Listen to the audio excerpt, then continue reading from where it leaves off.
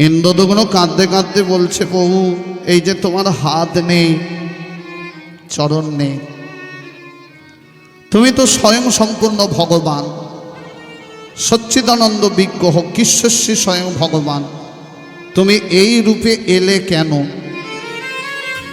তুমি তো আসল রূপে পুজো পেতে পারতে, তুমি দাদাকে নিলে কেন? ভগ্নী সুভদ্রাকে নিলে কেন? পূর্ব প্রতিশ্রুতি, কাকে প্রতিশ্রুতি দিয়েছিলে বলো? দেবশ্রী নারদ। নারদ কবে? ওই যেদিন কৃষ্ণচন্দ্র দ্বারকা রাজা হয়েছিল, বৃন্দাবন ছেড়ে চলে গেল, সত্যভামা রুক্মিণীর মতো স্ত্রী, তবু কিন্তু রাতের বেলায় রাধা রাধা বলে কাঁদে। রাত্রিবেলায় বালিশ থাকে শুকনো, আর ভোরবেলায় গোবিন্দ উঠে চলে যাওয়ার পর সত্যভামা রুক্মিণী দেখে শুকনো বালিশ ভিজে গেছে। কেন? নয়নের জলে। একদিন অপেক্ষা করলো কি হয় দেখব। দেখলো যে তাদের স্বামী রাধা রাধা বলে ঘুমের ঘরে কাঁদে। আচ্ছা বলুন, স্বামী যদি কাঁদে কোনো স্ত্রী সহ্য করতে পারে? এ রাধাটা কে আমাদের স্বামীকে কাঁদায়? জানতে হবে। পরের দিন দাদা বলাই আর কৃষ্ণ দুই ভাই প্রজাদের ঘরে গেছে কুশল বার্তা নিতে, আর তখনই নারদ এসে হাজির। নারদ এসে যেই বলেছে প্রভু কোথায়, সত্যভামা রুক্মিণীর নারদ ঋষির চরণটা, বলে চরণ ধরলে কেন? হে ঋষি মহাশয়, আপনি তো আমাদের প্রভুর সাথে অনেক দিন আছেন, আপনি বলতে পারবেন আমাদের স্বামী রাধা রাধা বলে কেন কাঁদে? আপনি জানেন? নারদ বলল জানি, কিন্তু বলা যাবে না। এই জন্যে বলে গন্ডগোলের দেবতা। তুই বললি কেন জানি? বলতে পারতিস জানি না। সঙ্গে সঙ্গে সত্যভামা রুক্মিণীর চোখের জলে কাঁদছে। নারদ বলল কেঁদো না, আমি বলবো, কিন্তু একটা সত্য আছে। কি সত্য? দরজাটা বন্ধ করো, কারণ প্রভুর মানা আছে রাধার বিরহের কথা বলা যাবে না, তাহলে প্রভুর কষ্ট হবে। দরজাটা বন্ধ করে বাইরে বোন সুভদ্রাকে পাহারা দিতে দাও। বোন সুভদ্রাকে পাহারা দিতে দিল কেন বলুন তো? দেবতাদের নিয়ম আছে, ভগ্নী যদি উপযুক্তা হয়ে যায়, দাদা ভগ্নীর অঙ্গ স্পর্শ করে না।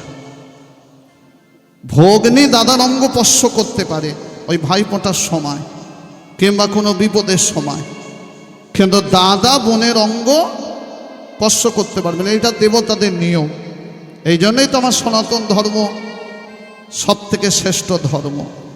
আমাদের সনাতন ধর্মে রমণীদের লক্ষ্মী রূপে পুজো করা হয়, অন্য কোনো ধর্মে পুজো করে না। অনেক ধর্ম তো আছে রমণীদের উঠতেই দেয় না তাদের ধর্মস্থানে, কিন্তু আমার সনাতন ধর্মে মায়েদের লক্ষ্মী রূপে পুজো করে। তাহলে বোন সুভদ্রা পাহারা দিচ্ছে, আর নারদ বিরহের কথা বলছে। সত্যভামা রুক্মিণী কাঁদছে সেই ভবন বিরহ, কিভাবে রাধা চোখের জলে কাঁদছে কৃষ্ণকে ভালোবেসে। সত্যভামা রুক্মিণীও কাঁদছে, আর এদিকে কৃষ্ণ বলরাম এসে গেছে। বোন তুই দরজায় পাহারা দিচ্ছিস কেন? ভেতরে কে আছে? দাদা নারদ। নারদ তবে কি বলে দিল সেই বিরহের কথা? সরে যা। সরব না। দাদা বলায় লাঙল বার করে বলছে সরবি না, আর দাদা বলায় লাঙল দেখে সুভদ্রা সরে গেল। কানাই দাদা দেখ তো কি কথা হচ্ছে, শোন তো। যেই কৃষ্ণ গোপাল দরজায় কান পেতেছে, রাধারানী সেই ভবন বিরহ ভেতরে ঢুকলো। হাত ছোট হয়ে যাচ্ছে, চরণ ছোট হয়ে যাচ্ছে, চোখ বেরিয়ে যাচ্ছে। আর ভাইয়ের এই দশা দেখে বলায় দাদা ছুটে এসে কানা কানা গলায় দাদার হাত ছোট হয়ে যাচ্ছে, চরণ ছোট হয়ে যাচ্ছে, যেই ছুঁয়ে ফেলেছে চোখ বেরিয়ে যাচ্ছে। আর দুই দাদার এই দশা দেখে বোন সুভদ্রা মাঝখানে দাঁড়িয়ে দাদা